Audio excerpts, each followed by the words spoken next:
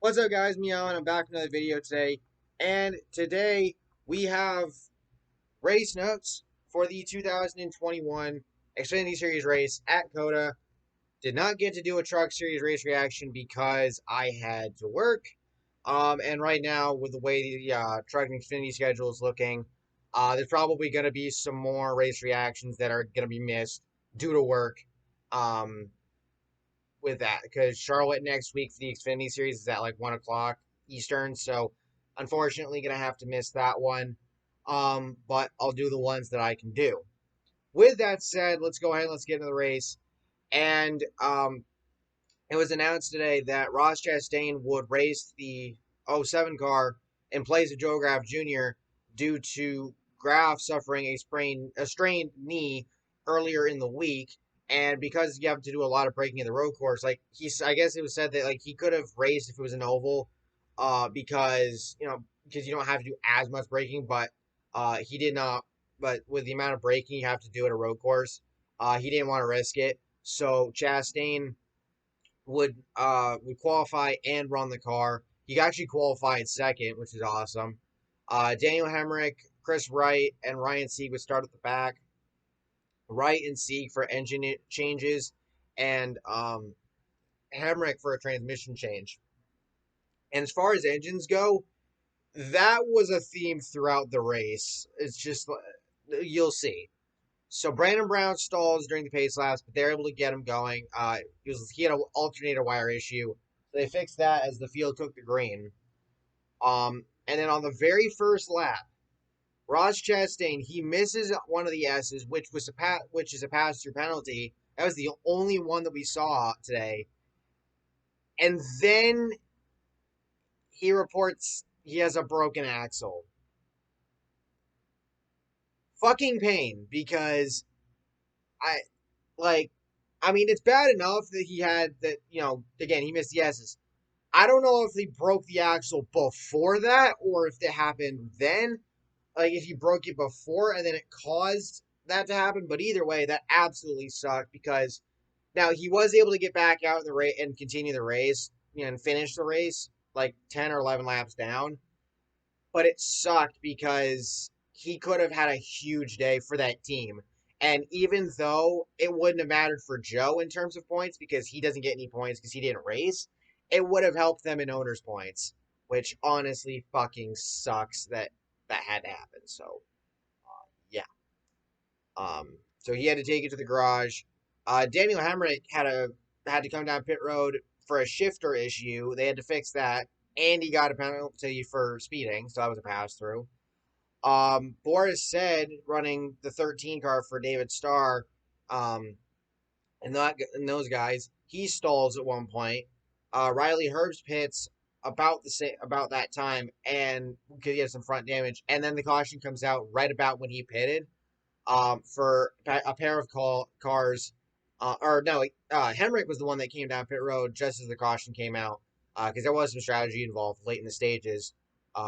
Boris said was stalled, and Ryan Ellis also stalled, and Chastain made it back out to the race at this point. So, and then we saw Greg Golding would pit early, and he looked like he had a tire down or something like that. And then most of the field pits. Allmendinger stayed out among others. Boris Said's team took one of the tires off to look underneath to see if the battery may have come unplugged because he was having issues.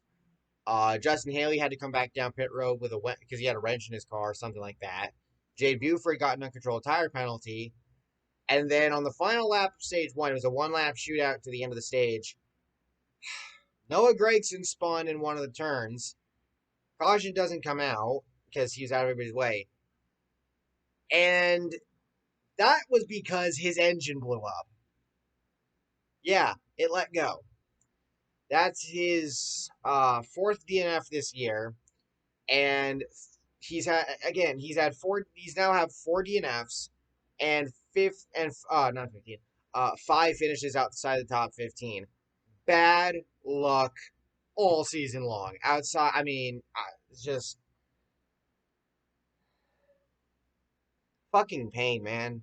Like, what the fuck? Seriously, it's ridiculous. But anyway, AJ Allmendinger took stage one, Tyler Reddick second, Brandon Jones third, Andy Lally in fourth, Jeremy Clements fifth, Justin Allgaier sixth, Kevin Harvick seventh, Austin Dillon eighth, Austin Cindric ninth, and Miguel Paludo in 10th. Harvick running the BJ McLeod number 5. Austin Dillon in the 77. I don't know which team that was for. Reddick running Jordan Anderson's 31 car. Lally in the Hour Motorsports 23. So that was all nice to see and whatnot. Obviously, there was some pit stops beforehand, so there was that. But the big theme of the race was the fact that Kyle Busch dominated the majority of it. Um, Andy Lally got a speeding penalty under those pit stops. And then on the restart, going into the first corner, Chris Wright spins. He gets hit by Brandon Jones. Both of them have a tire up front. Jones's tire goes down. He and Chris Wright both pit. Then a little bit later, the caution comes out for Tommy Joe Martins. He dropped fuel through the S's. His engine's done. Then we get going again. And Riley Herbst goes around thanks to contact from Cole Custer, who was in the Rick Ware Racing number 17 car. Contact from Custer caused that. Herbst backed out of the way, so he didn't get hit. And then he got going again. So no caution for that. Obviously, Martins and Gragson are done for the day. And then Miguel Paludo ended up off the pace late in stage 2 with issues. At first, it was a gearbox issue. He makes it to pit road, and then it turns out to be a transmission, and he drops the drive shaft on pit road. He ends up getting pushed to the garage. No caution. I guess they must have collected it or something. Moffitt pits with 4 to go. Austin Cindric and others pit with 3 to go. And since Kyle Busch had a massive lead, he ended up pitting just prior to 2 to go with Allmendinger, Hemrick, and Alex LeBay, and probably 1 or 2 others as well. Timmy Hill stalls on the final lap of stage 2. He ends up off the track. He would need to be pushed to the garage after the stage ended, as he had engine issues. Brandon Jones had an issue in one of the turns. Something happened. And Justin Haley wins stage 2. Mike Winnett second. Jade Buford in third. Austin Dillon fourth. Kyle Busch fifth. Jeremy Clements sixth. Justin Allgaier seventh. AJ Allmendinger eighth. Kevin Harvick ninth. And Colby Howard grabbed a top 10 with 10th. Chris Wright would need a push under caution. His day's done due to an engine issue. Landon Castle suffered an uncontrolled tire. And then if you noticed on the restart at the beginning of stage 3, Jeremy Clements ended up coming down pit road as the field took the green. Harvick made contact with Myatt Snyder at one point. Hemrick has to pit again for shifter issues. Then we ended up seeing Myatt Snyder and Riley Herbst spin together. No caution. Somehow neither of them got hit. More so Snyder than Herbst, because Herbst was out of the way. Snyder was in the middle of the track. But they both get back around. They get going again. Hemrick has to come back down pit road again with more issues, shifter issues and whatnot. And Kyle Busch grabs his his 98th career Xfinity Series win at COTA, Circuit of the Americas. And funny enough, today he also got his 69th pole in the Xfinity Series. Nice. But in all seriousness, no, a lot of people are going to hate it because the race because Kyle Busch won. They're going to say it's boring. Look, it's COTA. It's a road course. It's the biggest road course that we have on the schedule. There's like 20 turns or something like that. Shit happens, and it's a road course. You're not going to see as much action as you see on the ovals. But regardless of that, the race was pretty damn good. I will say that much. I didn't get to watch the truck race again because of work. I did hear that Todd Gilliland got the W, so congrats to him. And actually, only one driver failed to finish the race. That was Christian Eckes, actually, with issues. I think transmission or something like that. So, obviously, we had some more guys not able to finish due to engine issues and whatnot, which is truly unfortunate. But I think NASCAR did a pretty damn good job with the race. It's nice to see them here, different track and whatnot. And I think they put on a hell of a show, even though Kyle Busch, dominated the hell out of it. And what's even better about this is we finally get to see, Tyler Reddick. He put the 31 for Jordan Anderson in the top 10 at the end. Harvick grabbed a top 5 in BJ McLeod's car. Cole Custer in the Rick Ware Racing 17 car. He grabbed a top 10 as well. So that's huge for all three of those teams. And again, earlier on, obviously with all the pit stops and stuff, I mean, Jay Buford still got a top five in the stage. Colby Howard jumped up to grab a 10th spot in the stage. So, but again, more specifically, for the fact that we saw, um, for McLeod's team, for Jordan Anderson's team, which that was one of the biggest stories all season, is because he was trying to make, the full Xfinity season and then couldn't qualify for Daytona because of weather, and he got fucked over. So now he had to switch back to truck points for the rest of the year. But now, hopefully, Reddick's run here will put that 31 into the field to actually get to compete. I don't know if Charlotte's going to have practice and qualifying next week. I think so, but I'm not 100% positive.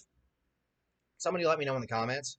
Um, but if that's the case, hopefully that happens, and hopefully, again, they'll be able to get something, get a good run out of it, because it was awesome to see him actually finally get to make a race. I mean, again, it was Reddick, but still.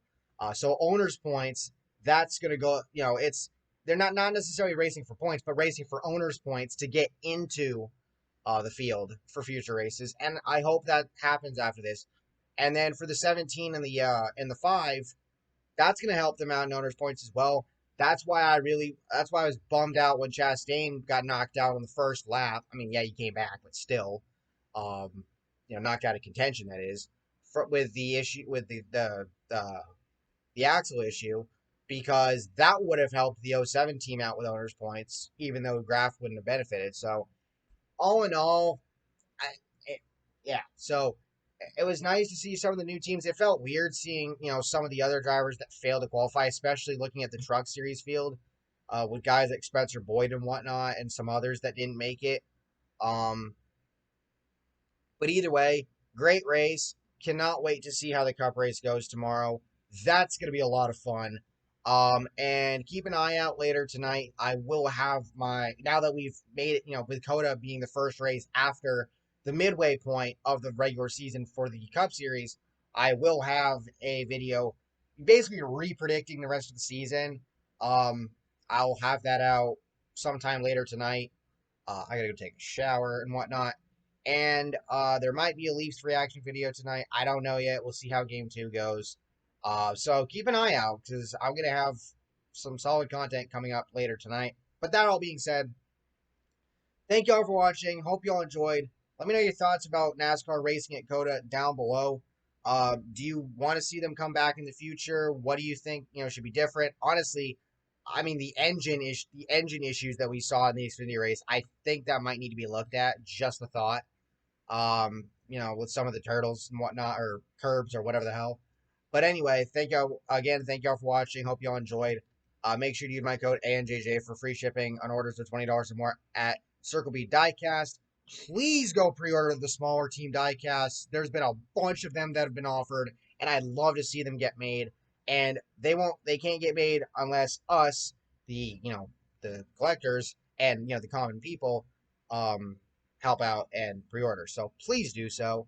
Again, like, subscribe, and I'll see y'all next time. Peace.